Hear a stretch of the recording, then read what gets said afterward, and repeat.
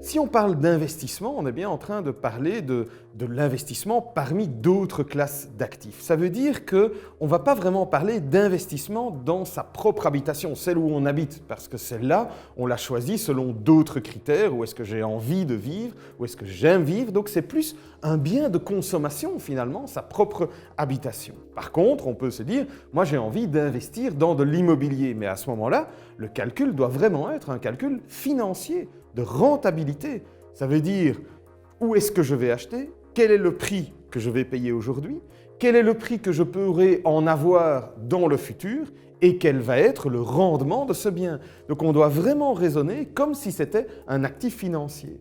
Dès lors, on peut très bien investir en immobilier physique. J'achète un appartement, j'achète une maison, j'achète un terrain qui va me rapporter.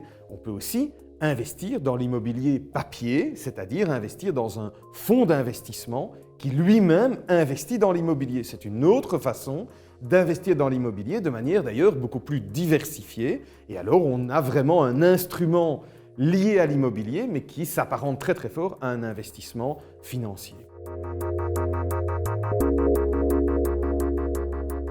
Alors si on parle de l'immobilier physique, donc encore une fois, j'achète un appartement ou une maison, évidemment le premier avantage c'est que c'est un actif tangible, je sais qu'il est là et on ne peut pas me le retirer parce que c'est garanti devant notaire, donc c'est très très clair. C'est un actif tangible qui par ailleurs fait référence à un besoin primaire qu'ont tous les gens, c'est-à-dire de se loger. Donc quelque part on peut se dire que s'il y avait des catastrophes, n'importe quoi, même en temps de crise, les gens auront toujours besoin de se loger et c'est pour ça qu'on dit souvent que l'immobilier est une sorte de valeur refuge. Il faut faire attention avec ce concept parce que valeur refuge ne veut pas dire valeur qui ne perdra jamais de la valeur. Ça peut perdre de la valeur, mais effectivement, la capacité de ce bien à répondre à un besoin primaire est évidemment très importante et permet de lui maintenir une certaine valeur. Par ailleurs, l'autre avantage, c'est évidemment qu'on n'est pas lié à des conjonctures de marché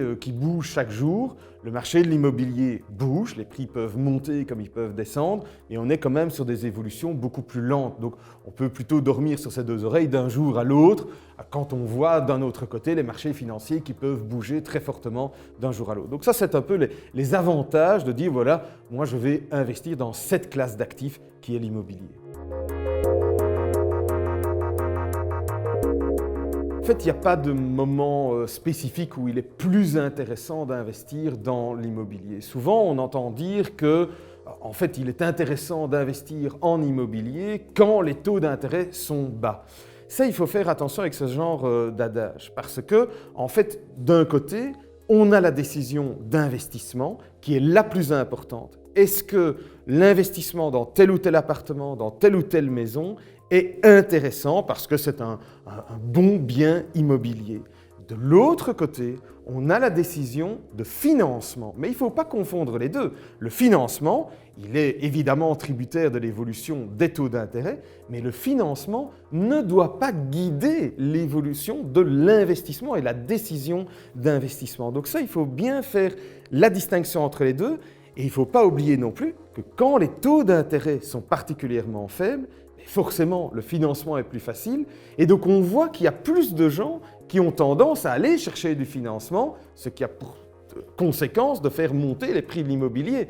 Donc avoir des taux très faibles ne veut pas nécessairement dire que c'est le moment extraordinaire pour investir en immobilier, parce que comme le financement est facile, les prix ont tendance à monter. Donc là, il faut faire attention.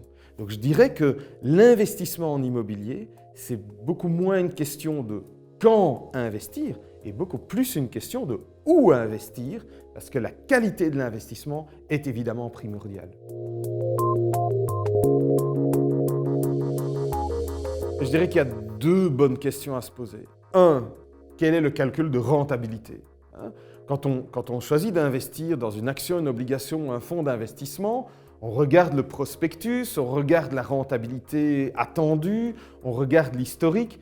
Donc on fait tout un calcul de rentabilité. Eh bien, en fait, si on veut investir dans l'immobilier, il faut faire un peu le même calcul de rentabilité.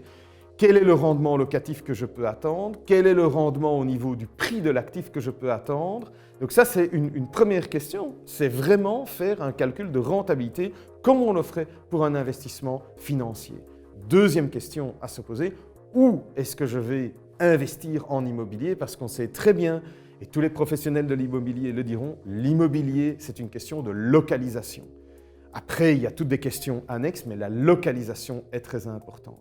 Donc, quelle est la rentabilité que je peux attendre? Où est-ce que je vais investir? Je dirais que ce sont les deux piliers de la décision d'investissement en immobilier.